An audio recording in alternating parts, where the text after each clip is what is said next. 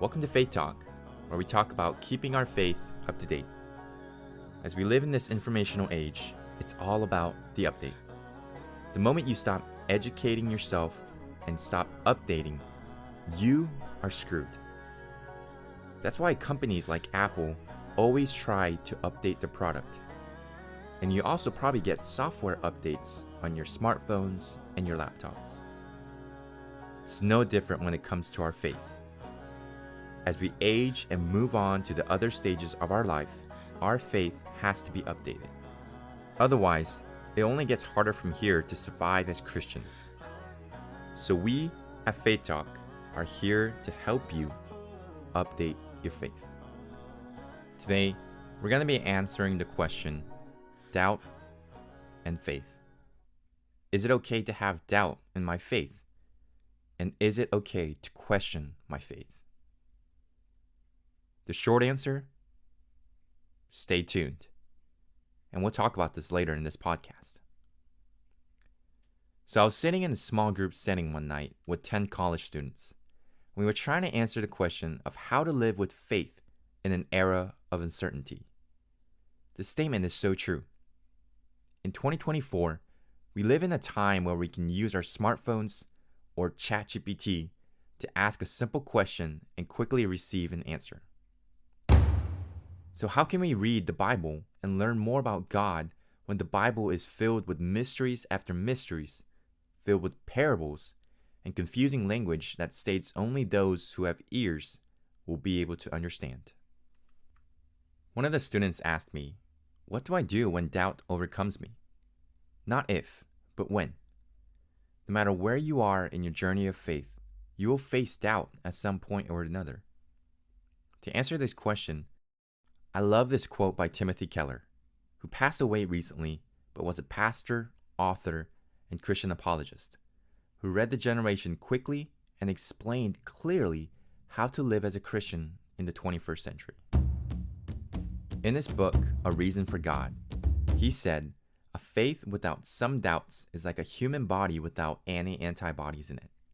People who blindly go through life too busy or indifferent to ask hard questions about why they believe as they do will find themselves defenseless against either the experience of a tragedy or the probing questions of a smart skeptic. A person's faith can collapse overnight if she has failed over the years to listen patiently to her own doubts, which should only be discarded after long reflection. Believers should acknowledge and wrestle with doubt, not only their own, but their friends and their neighbors. It is no longer sufficient to hold beliefs just because you inherited them. Only if you struggle long and hard with questions and objections to your faith will you be able to provide the grounds for your beliefs to skeptics, including yourself, that are plausible rather than ridiculous or offensive. And just as important for our current situation, such a process will lead you, even after you come to a position of strong faith, to respect and understand those who doubt." You know, what stood out most to me in this quote was the highlight of doubt being a normal reaction to our longing for stronger faith. He says that doubt is not an enemy of faith, rather doubt is a catalyst to our pursuit of better understanding of faith. And why is this the case? Because doubt leads us to question our faith. For so long, our parents and older generations told us what we must do in our lives, and we were led to believe whatever they taught us, which just strayed us away from asking the hard question and the self-pursuit of seeking the answers on our own, which is why Tim Keller states, "It is no longer sufficient to hold beliefs just because you inherited them." Now, don't get me wrong. The Bible clearly tells us to honor our parents and follow their teachings. What I am mentioning is our personal lack of pursuing beyond what we heard and what we learned. Isn't that the main problem young adults face when they finish 4 years of college? What do I do with all this useless information I gained from paying tens of thousands of dollars? Honestly, it's not that classes were useless, but your pursuit was only focused on completing the assignments. You missed the initiative and opportunity to craft your skills through these lessons. And I say this from personal experience. So with this in mind, we can answer the question that we've been trying to answer all along. The answer is that yes, doubt is okay. Doubt is good, and we have to doubt in order to grow our faith. Hey friends, before we dive deeper today, I want to invite you to join the Faith Talk community. Join us on this journey of faith, and let's find purpose, let's find confidence, let's find the answers that we've been looking for. We're going to provide you information, resources, interviews, and research to help you update your faith so that you can practically apply your faith in your daily life and update it and live as a Christian just as God created us. So subscribe and like today's video, and we'll provide you more information in the future.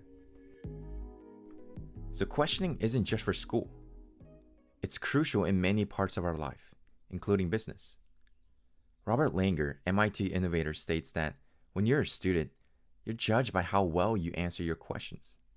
But in life, you're judged by how good your questions are. Even the former CEO of Google, Eric Schmidt, stated that we run this company on questions, not answers. Therefore, asking the right questions has a high value in today's society. Most importantly, our faith as well. When we doubt, we are questioning, and when we seek and knock at the door, you find, and God will provide you the answers. Additionally, we get offended easily for some reason when someone disagrees with our statements or beliefs. Tim Keller states in his quote to not only listen to your own doubts and objections, but also listen and respect the doubts of others. Their questions will spark your better understanding. For some reason, there is doubt inside of us if we begin to doubt. You might say that I grew up in the church, or my father is a pastor, or I'm a small group leader. I should not be doubting. There's something wrong with me. Incorrect. God created us with the mindset to desire for a higher understanding called wisdom. You have to doubt. You must doubt. Doubt leads to questions. Questions lead to answers, and answers lead to God. The most important aspect of doubt, in my opinion, is the basis of your faith. You doubt because you have faith. You question because you have faith. When we doubt and turn our eyes to ourselves, then we become lost. Therefore, the answer during our doubt is to turn our attention to Jesus, who is the truth. Moreover, remember that doubt is a stepping stone for updating our faith. You should use doubt as a catalyst to ask quality questions and have a desire to know more. As it states in 1 Peter chapter 3, verse 15, "But in your hearts revere Christ as Lord. Always be prepared to give an answer to everyone who asks you to give the reason for the hope that you have, but do this with the gentleness and respect." We must be ready to share our faith when a non-Christian asks. When you do not fully comprehend what you learn from your Bible studies and your church, then you will not have an answer. Questioning helps us get to the root of our understanding, not just the physical appearance of understanding. There is a difference between knowing and understanding. To conclude, Jordan Peterson, a well-known psychologist and author, said, "Think or die." Our faith, too, is not as simple as just believing. It comes to being able to confidently explain and articulate what I believe. Then you know you have true faith in God. Thank you so much for listening to today's episode. Leave a comment below and let us know what you think about today's episode. We would love to hear your thoughts and opinions. I'll see you next time.